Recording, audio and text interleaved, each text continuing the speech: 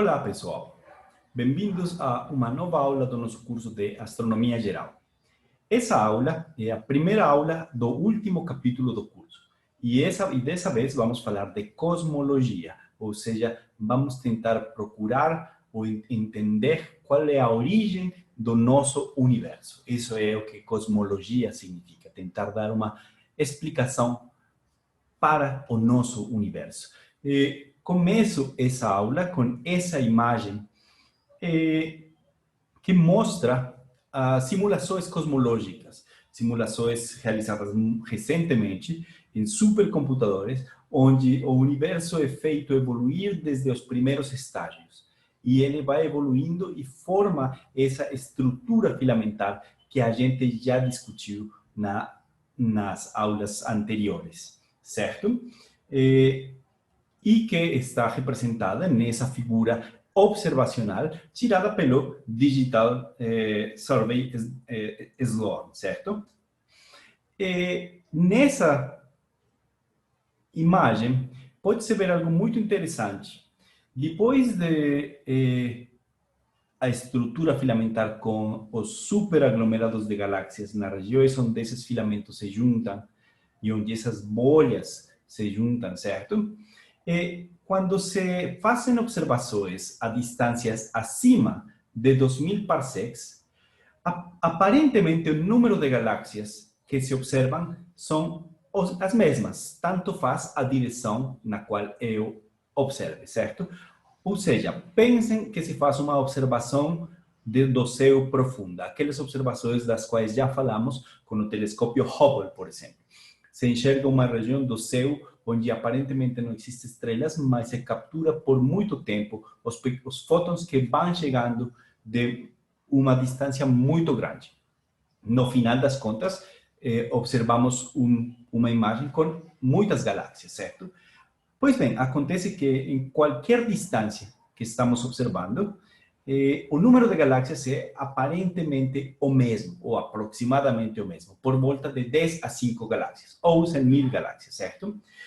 E isso também mostra que as maiores estruturas que se formam no universo, pelo menos no universo que alcançamos a enxergar, certo? Tem por volta de 100 a 200 megaparsecs, como por exemplo essa grande muralha aqui, ou inclusive essas outras regiões aqui, que tem um tamanho de acima dos 100 megaparsecs, certo? O interessante é que acima de esses tamanhos, parece que não há estruturas, parece que existe um limite para o tamanho das máximas estruturas que se formam no universo. E esse é o resultado de uma outra simulação cosmológica, onde o que se estudou foi a distribuição de matéria escura. Esses filamentos também mostram as regiões onde a matéria escura se encontra nessa distribuição, nessa simulação computacional, que mostra as origens do universo, certo? Uma simulação cosmológica. Essa foi desenvolvida pelo pessoal que trabalha em SLAC, um laboratório de Stanford para estudos de altas energias e cosmologia. Pois bem, falado isso, que o universo em grandes escalas parece ter um limite para a estrutura e que o número de galáxias que se observa acima de uma determinada distância parece ser sempre o mesmo, vamos fazer, então, definir o que se conhece como o princípio cosmológico. Temos, então, duas coisas. Uma, homogeneidade. Em qualquer lugar que se observe, o universo vai ser o mesmo, certo? E um observador localizado em qualquer região do universo e observando o resto do universo em grande escala, vai enxergar basicamente a mesma coisa. Essa é uma observação que sugere, há observações que sugerem que essa homogeneidade do universo exista, porém não é uma comprovação absoluta de que isso seja verdade, certo?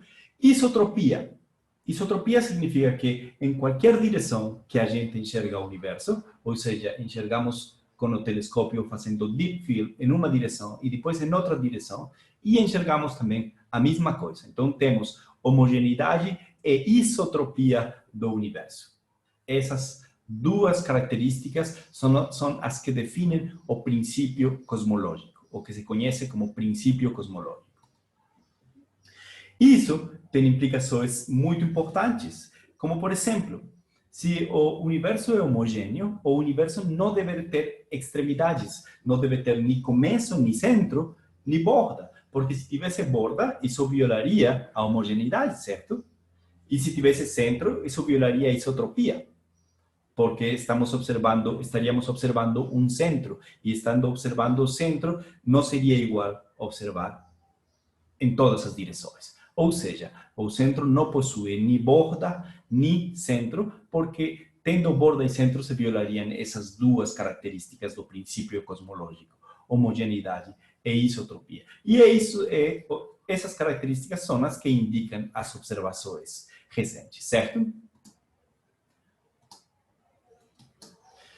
Pois bem, para falar disso, então, vamos falar do paradoxo de Olbers. Vamos fazer uma pergunta que talvez alguns de vocês já se fizeram, alguns de vocês ainda não se fizeram, mas que é muito importante, certo? Quando enxergamos o céu durante o dia, como agora, enxergamos o céu de cor azul, certo? Quando enxergamos de noite o céu é escuro. Por que o céu é escuro à noite? Essa pergunta é a que se conhece como o paradoxo de Olbers. E por que um paradoxo? Porque sabemos que o céu é azul simplesmente porque o Sol está interagindo, os feixes de luz solares estão interagindo com a nossa atmosfera e estão, através do espalhamento Rayleigh, gerando esses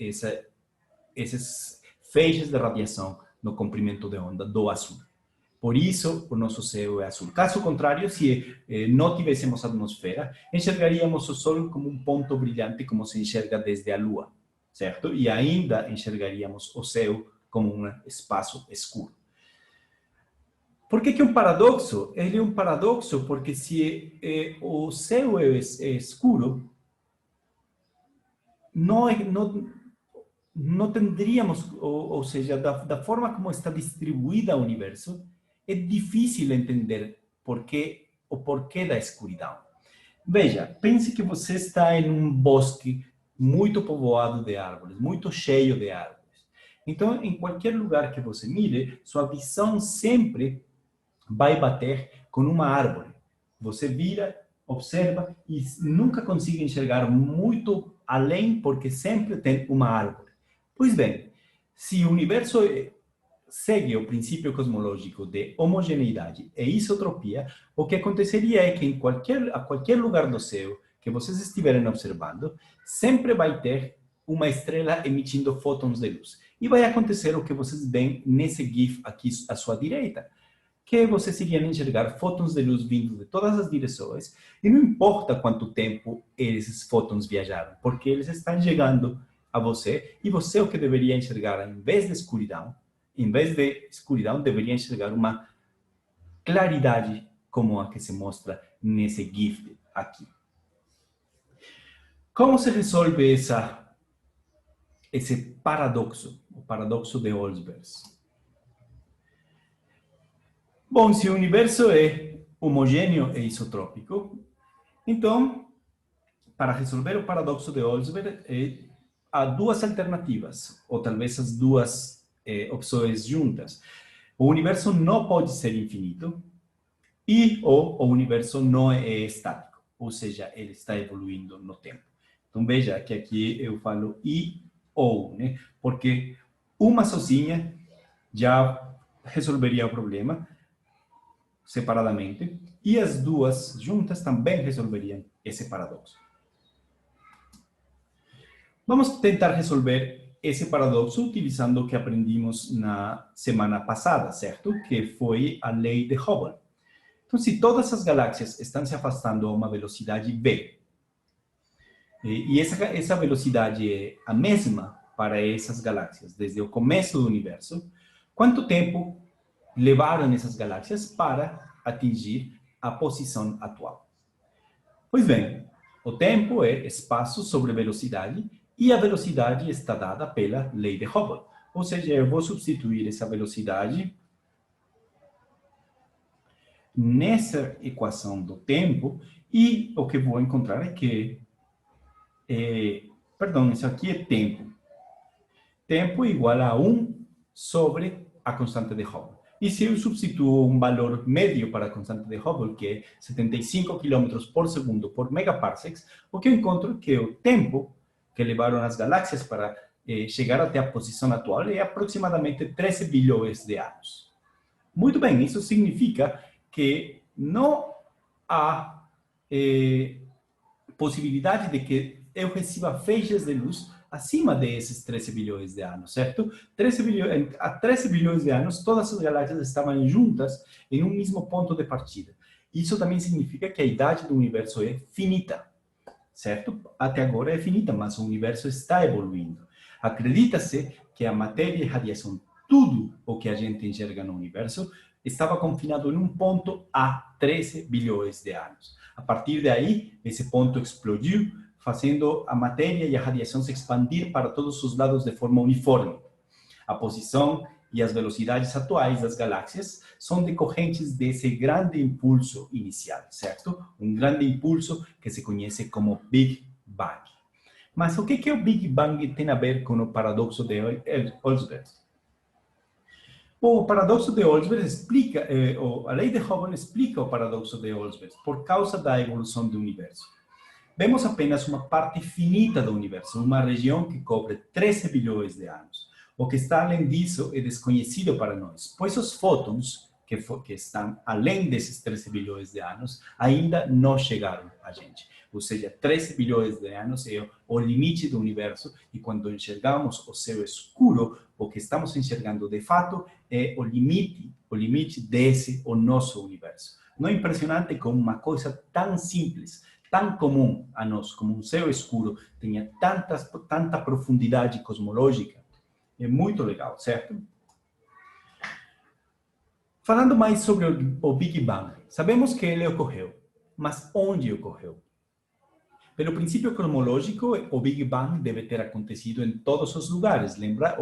O princípio cosmológico implica que não existe um centro. Mas segundo a lei de Hubble, todas as galáxias se criaram em um ponto e em um dado momento no passado. Onde está esse ponto? Certo? Se eu procuro um ponto de onde partiram todas as galáxias que hoje observamos, então violaríamos o princípio cosmológico. Mas a resposta é não. O único modo de ter lei de Hubble e princípio cosmológico é considerar o universo como um todo. Não só a matéria e a radiação dentro dele, sino o universo propriamente dito. E quando falo universo, então aqui estou falando da matéria, do tecido do universo, do espaço-tempo como um todo. Tudo, luz, radiação, matéria, espaço-tempo, tudo nasceu do mesmo Big Bang. Certo? As galáxias não se expandiram dentro do Big Bang, mas foi o universo mesmo quem se expandiu. As galáxias se afastam porque é o tecido do espaço-tempo quem fica cada vez mais grande, certo? Um dos exemplos para falar sobre isso é um balão. Se vocês pegam um balão, se tiverem na sua casa, podem fazer esse experimento e colam algumas moedas, talvez, ou alguns grãos de feijão, por exemplo, colados nesse balão. E vocês começam a encher o balão.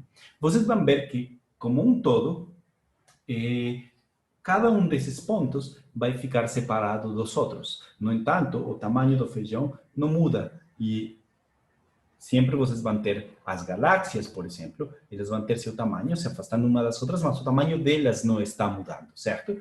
E assim, o balão é o universo que está se inflando e as galáxias cada vez, as galáxias que são esses grãos que vocês colocaram que vocês colocaram nesse balão, estão se separando umas das outras a uma velocidade que está dada pela lei de Hubble, certo? Veja, isso é o que teríamos, então. Teríamos inicialmente tudo o que compõe o universo concentrado num espaço muito pequeno e esse espaço vai crescendo. Agora as galáxias estão separadas umas das outras e continuam se afastando, seguindo a lei de Hubble. Então, de fato, não existe um centro para o universo, certo? Não importa onde a gente se encontre, as outras galáxias continuarão se afastando. E essa é a base para o princípio cosmológico. E não há uma posição que possa ser identificada como posição onde o universo nasceu, onde o universo começou. O universo, na verdade, nasceu em qualquer lugar, ou em todos os lugares. Outra coisa importante e que também tem a ver com o paradoxo de Olsberg é o deslocamento para o vermelho, o redshift cosmológico. Quando enxergamos as linhas espectrais dessas galáxias deslocadas para o vermelho, o que enxergamos, então, é um afastamento desses objetos, certo? Mas essa velocidade não é a velocidade desse objeto como tal, sino é a velocidade do universo se expandindo. E, como tal, então teríamos, veja o mesmo exemplo do balão. Vocês desenhem uma onda nesse balão e vocês vão ver que na hora de esse balão ser enchido, essa onda vai ser, o comprimento de onda vai aumentar. E é de fato isso que está acontecendo, certo? Redshift significa que os comprimentos de onda estão indo para o vermelho, ou seja, aumentando, não é? Então, além de que a gente não consiga receber informação além desses 13 bilhões de anos, que é a idade do nosso universo, e por tal motivo não recebemos uma coisa que é ainda desconhecida para nós, certo? Porque estamos limitados ao nosso universo. Além disso, os objetos mais distantes para a gente, eles estão tão distantes que o redshift cosmológico é tão grande que o comprimento de onda é invisível aos nossos olhos, certo? Está no comprimento de onda de Hadron. Muito bem, qual seria então o destino do nosso universo? Sabemos que ele se está expandindo e sabemos que ele segue o princípio cosmológico de isotropia e homogeneidade. Será que essa expansão vai continuar para sempre? E se não vai continuar para sempre, o que vai acontecer? Para responder essa pergunta, vamos pensar em um problema mais familiar ainda. Pensa num foguete que é lançado desde a superfície da Terra e vamos a pensar qual é esse movimento, certo? Então, temos 3 possibilidades dependendo da velocidade que damos inicialmente para esse foguete. Lembrem-se, a Terra tem um campo gravitacional, certo? E o campo gravitacional vai definir a grandeza que se conhece como velocidade de escape. Se a velocidade do foguete é maior que a velocidade de escape, o foguete irá se desligar do potencial gravitacional da Terra, certo? Então, o foguete escapará e não voltará para a superfície. Uma imagem do deslocamento do foguete está dado nessa figura, certo? Aqui está a distância e aqui está o tempo. Então, à medida que o tempo passa, o foguete se afasta da superfície da Terra, certo? A velocidade vai diminuir devido à gravidade do planeta, mas não vai zerar nunca. Isso é o que se conhece como uma órbita não ligada. Opção B. A velocidade do foguete é menor do que a velocidade de escape. A velocidade de escape, lembrem-se, ela está definida pelo campo gravitacional da Terra, pela massa da Terra, certo? Então, o foguete vai atingir uma certa distância máxima e vai cair de volta à superfície porque ele nunca consegue se desligar do campo gravitacional da Terra. Pensa nessa caneta. Eu jogo ela para cima e ela volta porque ela não se desligou com a velocidade que eu dei, não se desligou do campo gravitacional da Terra, certo? Isso é o que eu vou chamar de uma órbita ligada. E essa figurinha aqui é muito conhecida para vocês que já tiveram um curso de mecânica, certo? Pensem no movimento do tiro parabólico, certo? Então o foguete sai e ele vai cair novamente porque não se desligou do campo gravitacional da Terra. E temos uma terceira possibilidade, no qual a velocidade é exatamente igual a velocidade de escape. Nesse caso, teríamos o que se chama uma órbita marginalmente ligada. Nesse caso, o foguete poderia bem sair ou então voltar. Para pensarmos, então, em qual dessas situações se encontra o universo, é preciso definir uma grandeza que se chama densidade crítica, certo? Pensa, então, o mesmo exemplo do foguete, mas agora vamos pensar em duas galáxias, ou então em um grupo de galáxias que estão ligadas gravitacionalmente. Se a velocidade de alguma dessas galáxias é maior que a velocidade de escape, então a posição dessa galáxia vai sempre crescer. Essa galáxia vai ir embora daquela outra galáxia ou daquele grupo de galáxias, certo? Mas se a velocidade for menor que a velocidade de escape, a distância decrescerá até um certo ponto e ela pode ficar em uma posição estável mais ligada gravitacionalmente a esse conjunto de galáxias ou a essa outra galáxia, certo? Ou então podemos ter uma situação de galáxias marginalmente ligadas, onde o universo se irá expandir indefinidamente, mas com uma velocidade cada vez menor. E essas três alternativas para nosso universo podem ser vistas nessa figura aqui à sua direita. Veja, então temos o zero, marca o início do universo. A zeta marca o tempo presente, 13 bilhões de anos, medido utilizando a lei de Hubble, 1 dividido H0, certo? Então, temos alguns eventos que iremos discutir daqui a pouco, mas temos diferentes possibilidades de órbitas. Essa aqui, por exemplo, é uma órbita de alta densidade e corresponde a um universo ligado, certo? Essa aqui me mostra a densidade crítica e o universo marginalmente ligado. E essas duas, por exemplo, a preta e a azul, elas me mostram um universo com uma densidade muito baixa, ou seja, uma velocidade de escape maior, uma velocidade maior que a velocidade de escape. Mas por que estou falando de densidade agora? Pois bem, lembrem-se que a velocidade crítica depende unicamente da massa do objeto que está criando o potencial gravitacional para esse objeto. Então, quanto maior a massa do universo, maior a força que irá se opor à expansão desse universo. Podemos calcular, então, essa massa, certo? E veja, agora, então, ao invés de falar de velocidade de escape, vou começar a falar de densidade do universo. E é possível estimar essa densidade do universo calculando a massa do universo e o volume do universo, certo? Veja, 4/3 de π, r ao cubo, se r fosse o tamanho do universo, vai ser o volume dele, e m a massa. Veja, pense, aqui é uma simplificação muito grande, certo? Porque estou colocando um volume esférico, mas o universo não tem forma, certo? O universo não tem nem borda, nem centro, lembre-se. Mas essa é uma conta simples, facinha, para tentarmos entender o que está acontecendo, certo? Então, passamos de falar de velocidade de escape para falar de densidade do universo. Então, temos se a densidade é maior que uma densidade crítica, essa densidade crítica está associada à velocidade de escape. Se essa densidade é maior, então temos que o universo está ligado, certo? Se encontra ligado gravitacionalmente. Então, a massa que está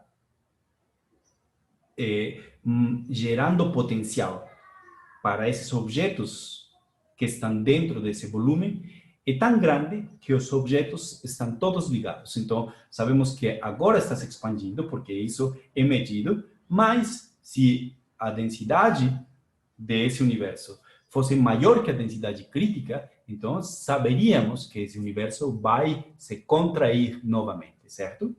Segunda possibilidade, a densidade é menor do que essa densidade crítica. Então, a massa desse universo como um todo está gerando um campo gravitacional, mas esse campo gravitacional não é grande o suficiente para prevenir a expansão do universo que começou no Big Bang. certo? Então, nesse caso, teríamos um universo que se encontra não ligado gravitacionalmente, certo? Teríamos a linha azulzinha aqui do caso de baixa densidade. E se a densidade é exatamente a densidade crítica, então o universo contém exatamente o tanto de matéria para que um dia a expansão cesse. Então, num tempo muito, muito grande, um tempo infinito, a expansão vai parar e o universo vai ficar homogeneizado, mas sem se expandir mais, certo? Podemos estimar, teoricamente, qual é essa densidade crítica do universo. E a densidade crítica resulta ser 10 a menos 26 quilogramas por metro cúbico. Esses são dados as condições atuais do universo, das observações mais recentes que conhecemos do universo. Se Rho sub U é essa densidade do universo, há outro parâmetro que se define como parâmetro de densidade e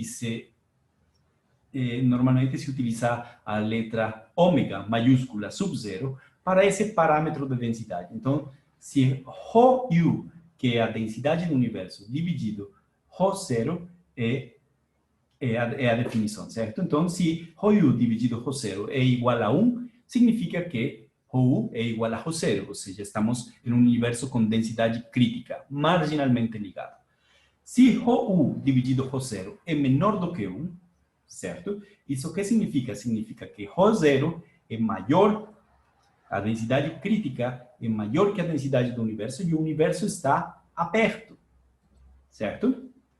Se é menor do que 1, veja, esse denominador é maior do que esse Rho U.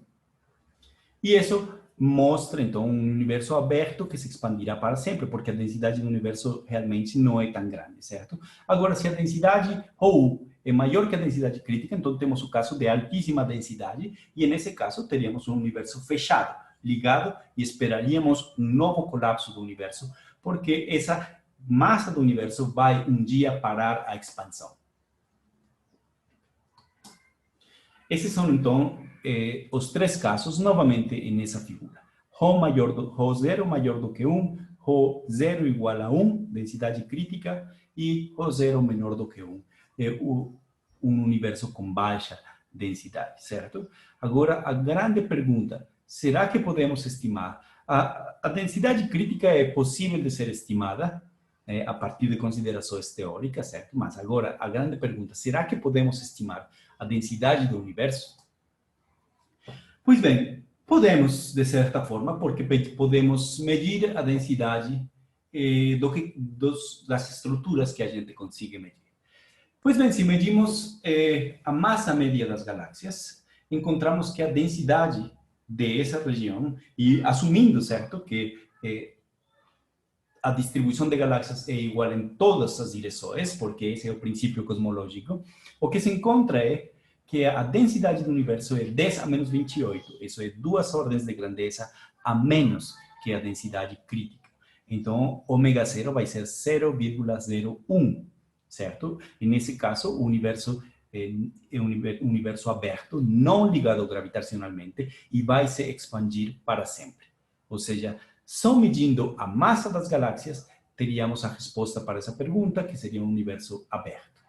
Se levamos em conta a matéria escura, esse cálculo muda um pouco, certo? Porque temos que 95% do universo está formado por matéria escura, e então, para o caso, teríamos que a densidade do universo é 0,2 a 0,3. As estimativas mostram isso. Nesse caso, ainda teríamos um universo aberto. No entanto, podemos ver que em escalas maiores, superaglomerados, por exemplo, a distribuição de matéria escura não está muito clara. Por isso, precisamos das simulações cosmológicas para tentar entender qual é a distribuição de matéria escura nesse universo. E essas simulações estão dizendo já alguma coisa e no futuro serão aprimoradas para nos dar uma melhor informação, certo? E o que sabemos até agora é que o superaglomerado local tem uma região com um grande aglomerado, um grande acúmulo de massa, o grande atrator. Lembram de Laniakea? Pois bem, lembram que eu falei que é um ponto para o qual convergem as velocidades das galáxias desse superaglomerado de galáxias? Pois bem, medindo a massa dessa região, se encontra que a densidade dessa região, considerando essa sendo a densidade do universo, dividido a densidade crítica, encontramos aproximadamente 1. Isso nos mostraria um universo marginalmente ligado. Bom, será que isso nos mostra, até agora sabemos, pelas observações de galáxias, aglomerados e isso, que ele pode ser ou ligado ou aberto. Será que isso é assim mesmo? Teremos que esperar as próximas aulas para termos uma melhor resposta. No entanto, lembre-se, essa é uma pergunta que ainda está em aberto. Até a próxima aula. Tchau, tchau.